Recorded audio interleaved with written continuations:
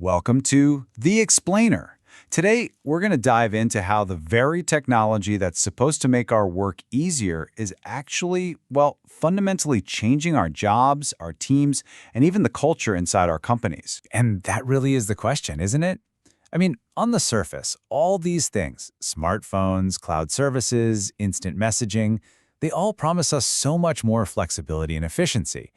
But this constant connection, it definitely comes with a hidden cost. All right, so first up, let's talk about a challenge that I think many of us know all too well, this always-on culture.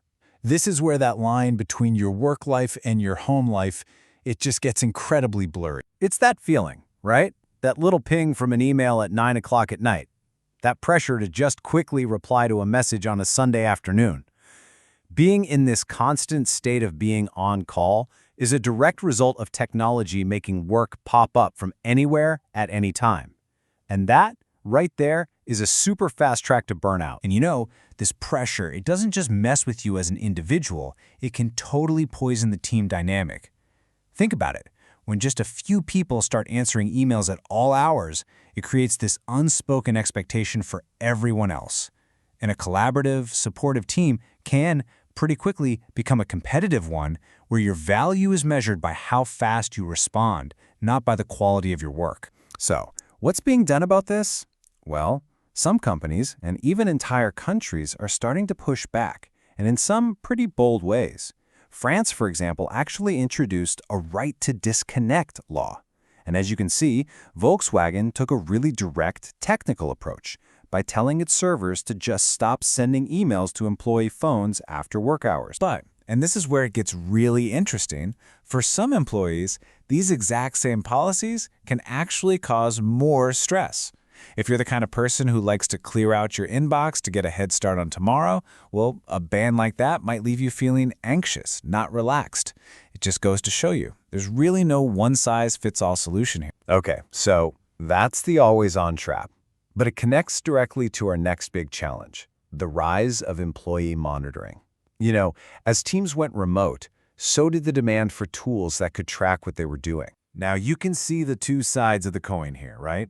On one hand, companies argue these tools can be a good thing. They can help manage workloads, make sure things are fair, and even spot people who are overworking and might be headed for burnout. But on the other hand, for an employee, man, it can feel like you're under constant surveillance, which just erodes trust and causes a ton of stress. And believe me, this isn't just some abstract debate. Regulators are taking this very, very seriously. Just look at this number, 32 million euros. That's the massive fine Amazon got hit with by French authorities for what they called an excessively intrusive system for monitoring their employees. So what's the big lesson here? It really boils down to one word: transparency. If a company is going to use these tools, they have to be completely upfront about what they're tracking, why they're tracking it, and how they're going to use that data. Without that clarity, trust is just gone. It's non-negotiable. All right, so we've talked about time, we've talked about privacy, but what about just people? What happens to our actual human connections when all our chats move from the coffee machine to Slack channels and email threads? Yeah, this big shift to remote and hybrid work has made it so much harder to build those genuine connections. When you lose all those little nonverbal cues you get in person, body language, facial expressions, misunderstandings just skyrocket.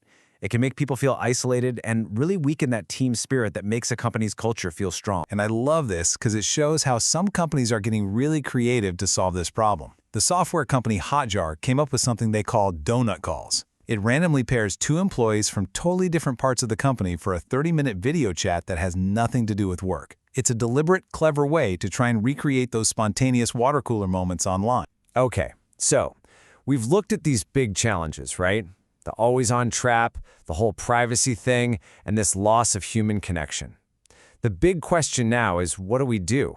What's the actual path forward? Well, it seems to come down to a pretty clear four-step game plan. First, you have to set clear, firm boundaries to protect people's work-life balance. Then you build on that with transparency, especially about any monitoring. From there, it's all about proactively creating ways for people to connect. And finally, you have to make sure that employee well-being is the thread that ties it all together. And all of this really leaves us with one last big question to chew on for everyone from the C-suite to the newest hire. Are you intentionally designing how tech serves your workplace, or are you just letting technology design your culture for you? Because the power to make that choice, it's still ours.